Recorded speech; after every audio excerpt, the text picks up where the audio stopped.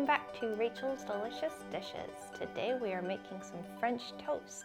As you'll see here, we're going to be using different ingredients, but they're all pretty much things you typically have on hand. We're going to show you a very decadent way to make it, although as always, there are different substitutions you can make, and we'll go over that as we're cooking today. We are using some brioche bread, which is wonderful, really velvety and nice, but you can certainly use just a regular loaf of bread. We have a cup of heavy whipping cream because, like I said, it's going to be decadent. 2 large eggs.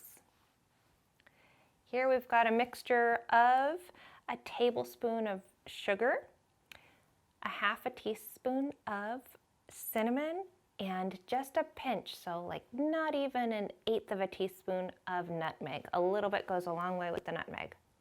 And here we have 2 teaspoons of vanilla. You're also going to want to plan for at least a half a stick of butter. And I say that and it's like, what? That's a lot. You're going to want that for frying the French toast and also for putting on the French toast afterward. We are using some maple syrup to put on the French toast at the end, but feel free to top it with whatever you like. So first things first, we're going to mix all of our wet ingredients and then we're going to dip our bread, get that ready. We have room for about 4 on our pan. Right now it's heating up with about a tablespoon of butter on it. So we're going to mix our eggs, our cinnamon, nutmeg, sugar mixture, and our vanilla. It's really easy, and you can feel free to play with spices as you like. So you just give this a good whisk. You want to make sure that the yolks, it's a good strong yolk in that one, get incorporated really well. And this is going to create kind of a custard around the bread. So again, really decadent. And now we're going to dip our first piece of bread. So we're going to dip our bread just really quickly. Don't need to let it sit for too long. You just want to get it covered. And it's going to be a little messy, but that's okay.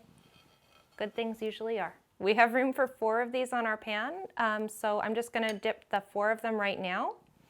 And this will give you enough batter for about 8 thick slices of bread. If you're using thinner slices of bread, it'll give you a little more. If you're using thicker slices of bread like that Texas toast stuff, which is also really good for French toast.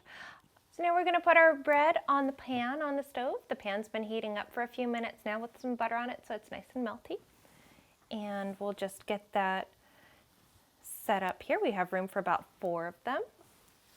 These are going to take, depending on your stove, I have it set to medium. These are going to take about a minute, roughly. Everybody's stove is different. But what we'll do then is lift up and just take a look at it after about a minute. You want it to have that nice kind of goldeny brown color. I'm sure you can see the cabinets around us. We want to cut it to be about that color. But we'll check after about a minute just by lifting it with a spatula. And you give it a quick flip. Then it'll be about a minute on the other side too.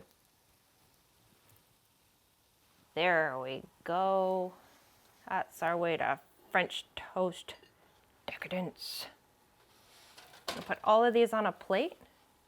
We're going to top them each with just a little extra butter because why not? And some warm maple syrup. Feel free to top them with whatever you like. You know what you like best. Here we go. All right, let's give this a taste.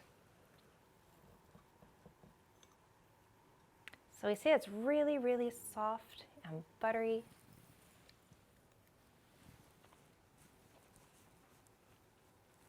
It's just as it should be. It's creamy, it's buttery, it has all those wonderful spices in it. The maple syrup just sweetens it up perfectly. I hope you'll try this at home. Thank you so much for joining us today. We're glad that you're here, and please feel free to leave us a note in the comments section if there's something that you'd like us to try. Thanks for joining us. We'll see you again next time. Bye-bye.